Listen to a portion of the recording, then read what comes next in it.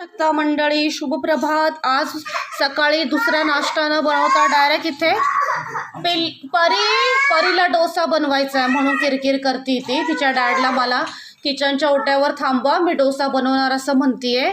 बघू शकता वांग्याची अशी सणसणीत झणझणीत मस्त ड्राय भाजी आणि इथे पोळ्या बनवून ठेवल्या आहे मी. ह्या पोळ्या आहे. काही पोळ्या तुम्हाला पिवळ्या दिसत असेल ते पिल्लूसाठी हळद टाकून बनवल्या आहे, कारण त्याला तसं आवडतं आणि मुलांच्या आवडीनिवडीचा जरा विचार करावा लागतो. आणि इथे बघू शकता डोसे, पिल्लूसाठी गरमागरम डोसे. डोसा घेऊन मस्त आता पिल्लू बसला आहे, त्याला डोसा प्रचंड आवडतो. परी काय चाललंय तुमचं? आणि आता आम्ही दुसरा नाश्ता न बनवता डायरेक्ट असा हेवीच घेतलेला आहे जेवायला. आता छान आम्ही असं नाश्ता म्हणजे थोडंसं लंचच म्हणू शकता. एक एक पोळी खाणार आहे. पोळीचा आकारही माझा छोटा असतो आणि